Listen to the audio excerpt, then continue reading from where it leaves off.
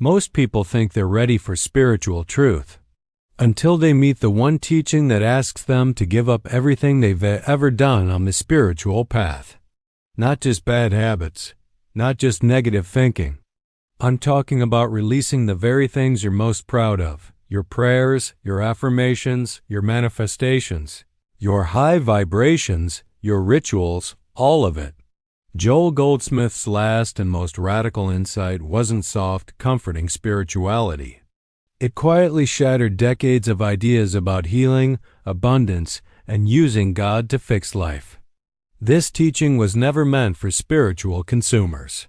It was for the few who are willing to stop trying to get anything from God at all. In private letters and talks, Goldsmith hinted at it using one simple, dangerous idea: let everything fall into the great nothingness and notice what remains. He discovered it in his darkest night, not when things were going well, not after some big success, but when every method he knew had failed. No prayer was working. No meditation brought peace. No spiritual principle seemed to answer. He was ready to walk away from the path entirely. And in that moment, something happened that most of us secretly fear. He let go. Completely. Not surrender, but still secretly hoping for a result. Not let go, but keep an eye on the outcome. He stopped trying to heal. He stopped trying to manifest. He stopped even trying to be spiritual. And in that silent inner collapse, he discovered a presence that needed nothing from him at all. This is the teaching that reversed illnesses, transformed bank accounts, and restored broken relationships, not by human effort, but by removing human effort. It's powerful. It's uncomfortable. And once you really hear it, you can't ever go back to spiritual life as a self-improvement project. If you feel something pulling inside you as I speak, stay with me until the end of this video. Because this isn't about becoming more spiritual. It's about discovering you were never only human in the first place. And before we go deeper, make sure you subscribe to this channel, turn on notifications, and if this kind of teaching already resonates with you, remember you can also support this work with super thanks so we can keep bringing these deeper messages to more people. Let us begin with the core shock of Goldsmith's realization. Every attempt to fix life was reinforcing the lie that something was broken. Think about how most of us approach spirituality. We pray to heal sickness. We visualize money to fix lack. We affirm love to repair loneliness. We treat God like an invisible emergency service. We assume, there is me, here with my problem. And there is God, over there with the solution. If I say or do the right thing, the solution will come. Goldsmith eventually saw this for what it was, a sophisticated form of fear. The more desperately you try to spiritually fix your life, the more real you make the problem in your own consciousness. You don't just say, I am healthy. You quietly shout inside, I am sick and I hate it. You don't just say, I am abundant. You vibrate, I am terrified of running out. The technique is spiritual, but the energy underneath it is still survival. Goldsmith saw that as long as he believed in the problem, his prayer was really, Dear God, please fix this thing I'm secretly worshiping as power over me. That's when he turned toward what he later called the Great Nothingness, the willingness to stand in front of every problem and say, I will not give you power in my mind, not by positive thinking, not by denial, but by quietly recognizing what I am in truth cannot be hurt, threatened, or improved by this situation. To understand this, let's walk through some lifelike examples. Elena had lived with severe back pain for 12 years. She did everything you're supposed to do on the spiritual path. Healing sessions, energy work, affirmations on her mirror, journals full of gratitude. Sometimes the pain eased, but it always came back. One day, exhausted and angry, she heard a line from Goldsmith, Stop trying to heal the illusion. Wake up from it. She didn't fully understand it. Honestly, it felt offensive. But something in her was tired enough to experiment. So instead of another healing ritual, she sat on a chair, closed her eyes, and did something she'd never done before. She made no request. No God, fix this. No universe, send a miracle. No body, relax. Spine, heal. She just watched the pain. Not as an enemy, not as a punishment. Just as a moving sensation inside awareness. And then she gently asked, who is it that is aware of this pain? Not as a mental trick, but as a genuine inner question. Again and again. She didn't get fireworks. She didn't suddenly levitate. What she did notice, slowly, was that there was something in her that wasn't in pain. A still, quiet awareness that watched the pain. Unaffected. Untouchable. For the first time, she stopped trying to turn that awareness into a tool. She didn't ask it to heal her. She didn't bargain with it. She simply rested there, in that silent observer. Days turned into weeks. One morning she realized something strange. The pain was gone. But more surprising than the relief itself was the feeling behind it. The back was better, yes, but what mattered far more was the discovery that, for the entire 12 years, who she truly was had never been injured. The healing was almost like a side effect of a deeper revelation. I am not this hurting thing. I am the consciousness in which it appears.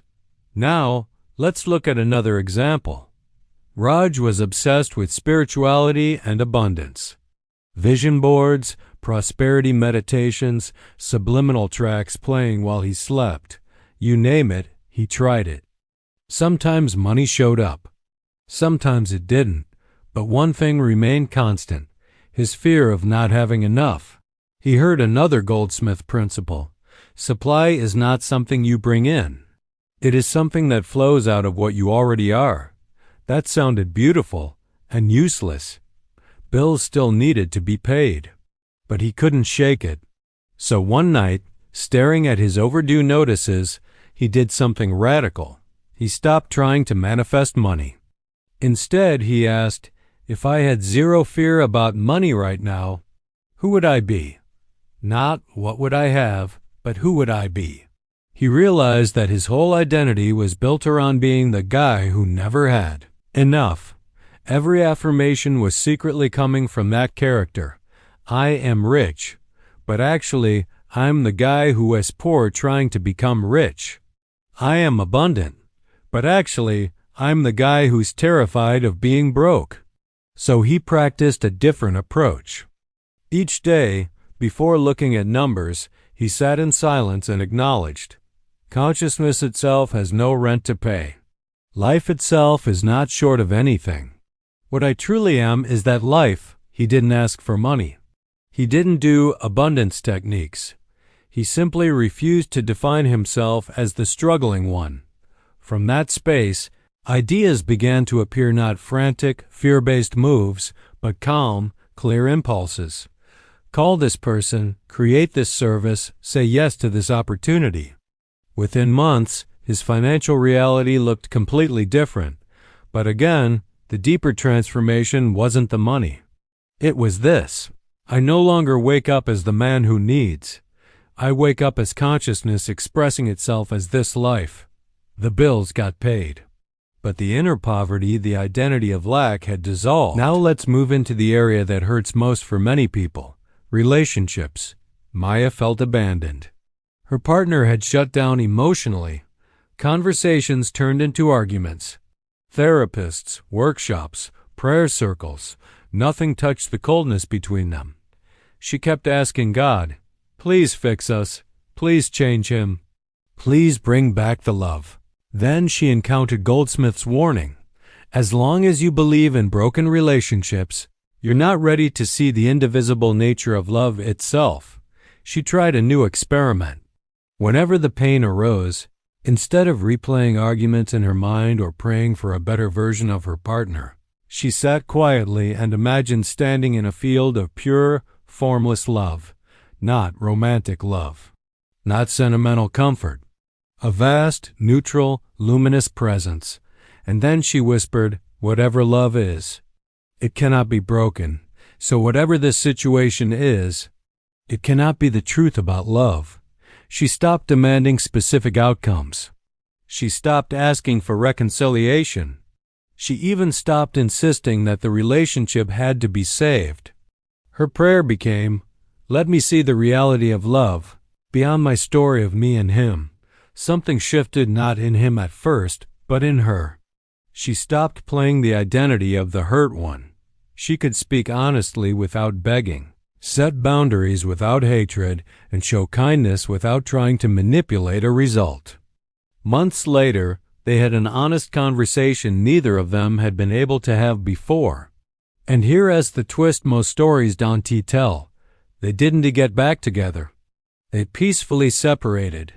But the miracle was this: she walked away without bitterness, without the scar of "I was abandoned," because she had met a love inside herself that no human relationship could add to or subtract from. Goldsmith's teaching didn't promise specific outcomes. It revealed something deeper. Love is what I am, not something another person can successfully give or take away. Do you see the pattern in all these stories? The miracle doesn't begin when we successfully use a spiritual technique. It begins when the one trying to use it relaxes out of the way. Goldsmith's final teaching is dangerous because it ends the spiritual marketplace. If you don't need to get anything from God if you stop believing you, a separate self with a bag of problems, and you discover that consciousness itself is already whole and expressing as you, then what is left to sell you? No method, no secret formula. No to this 5-step code to manifest your dream life. Instead, the instruction becomes painfully simple. Stop trying to become what you already are, start recognizing it, and let everything else fall into the great nothingness. This great nothingness is not numbness. It's not apathy. It's not saying, "I don't care about anything." It is the inner space where you stop worshiping problems as powerful, you stop worshiping solutions as salvation, and you rest as the awareness in which both arise and fade.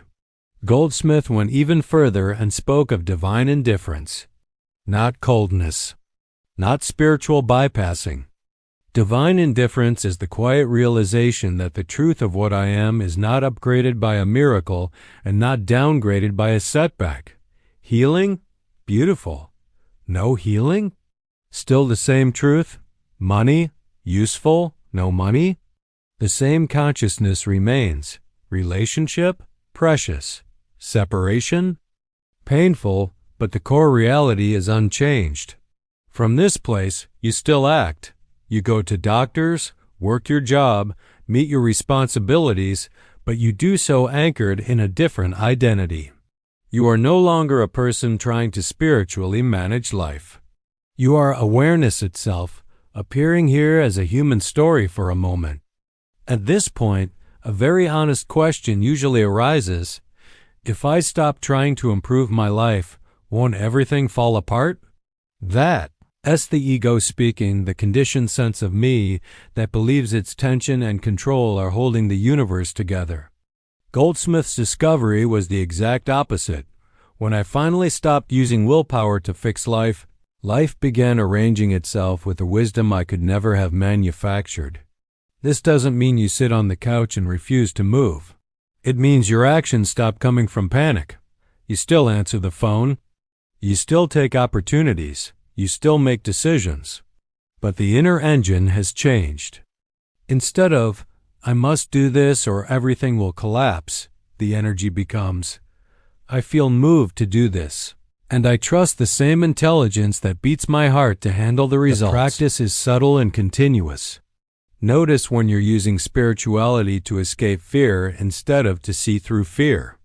Notice when you're surrendering, but secretly checking whether God is fixing things fast enough. Notice when you are turning non-attachment into another method to get the outcomes you want. And in each of those moments, gently step back into the great nothingness. Not as a strategy, but as an honest pause. For just a moment, I will not push. I will not bargain. I will not demand. I will rest as the awareness in which all of this is moving. In that pause, you may feel nothing special. Or you may feel a deep, quiet presence, Either way, the truth is the same. What you are does not need to be rescued. This is where it gets real. It's one thing to feel peaceful in meditation. It's another to hold this understanding when a diagnosis arrives, a loved one walks away, a business collapses, or the future looks frighteningly unclear. Your family, friends, and society may not understand. They may say things like, "Why aren't you more worried? Why aren't you trying harder? Why aren't you doing more spiritual work about this?" Goldsmith had to endure this too. People wanted him to pray for outcomes, to join them in believing the problem was real and powerful. Instead, his silent work was to stand in the awareness. Right where this problem appears, the fullness of divine consciousness is already present. That doesn't always look dramatic on the outside. Sometimes it's as simple as taking a calm step instead of a panicked one, speaking from clarity instead of from fear, choosing honesty instead of manipulation. Over time, something remarkable happens. You stop measuring your spiritual life by how many problems disappear, and start recognizing it by how deeply your inner center remains unmoved. This is what Goldsmith pointed to as the natural state. You are no longer working on yourself all day. You're living from yourself all day. The Great Nothingness becomes your natural dwelling place. Divine Indifference becomes your automatic response. Conscious union becomes your felt identity. You've not achieved something new. You've simply stopped forgetting what you always were. Others begin noticing something different about you, though they may not be able to identify what. Your presence brings peace to chaotic situations. Your calm confidence inspires others without you trying to help. Your natural joy lifts the atmosphere wherever you go. You've become what Goldsmith called a transparency for divine consciousness. Your human personality no longer blocks the expression of infinite love, wisdom, and power. Life lives itself through you with perfect grace, touching everyone you encounter with healing energy. This isn't personal achievement or spiritual superiority. It's simply the natural result of getting out of consciousness's way. When the human sense of self stops interfering with divine expression, miracles become ordinary. Love flows freely. Wisdom speaks spontaneously. Power operates effortlessly. You realize this was always your true nature. The years of seeking, struggling, and striving were just consciousness playing hide and seek with itself. Now the game is over. The seeker and the sought are recognized as one. Only consciousness remains, expressing as perfect experience. The ripple effects extend beyond your personal life. Family members begin experiencing spontaneous healing and breakthroughs without understanding why. Colleagues find themselves more creative and successful. Strangers feel mysteriously uplifted after brief encounters with you. This is the true power of Goldsmith's final teaching. It transforms not just your experience but everyone in your field of awareness. When you recognize your true identity, that recognition lifts the entire field in which you exist. You're not trying to heal others or save the world. You're simply being what you are, consciousness itself expressing as individual awareness. This authentic being automatically blesses everything it touches because consciousness is inherently blessing. So as we come to a close, feel this not as a nice idea, but as a living invitation. The teaching completes itself when you stop trying to use it to fix your human story and allow it to reveal what you have always been. The Great Nothingness isn't something you do. It's what you are when you stop doing everything else. Divine Indifference isn't an attitude you force. It's your natural state when human desires and fears dissolve. Conscious union isn't an achievement. It's the recognition of what never began and can never end. Most people are not ready for this level of truth because it demands the complete surrender of everything they believe about themselves, God, and life. It requires the courage to live as consciousness itself, not as someone trying to use consciousness for personal benefit. But for those who are ready, this teaching offers the ultimate freedom. Liberation from every form of human suffering through the simple recognition of what you have always been. Perfect, eternal, untouchable divine being expressing as your individual experience right now. If your spiritual understanding expanded through these Joel Goldsmith insights, don't just click away. Pause. Breathe. Let it sink in. Then, if this message truly served you, tap the like button so more people can discover these teachings. Subscribe to this channel for more deep, transformative spiritual content, and turn on the notification bell so you don't miss the next video. If you feel genuinely blessed by this work and want to support it, you can also use the Super Thanks button. Every gesture of support helps this message reach further. And finally, anchor this new identity by writing in the comments, "I am consciousness," or "I live as consciousness." Not as a wish, but as a declaration of the path you're choosing. Thank you for listening. Thank you for subscribing and supporting. And may you rest more and more in what you truly are right now.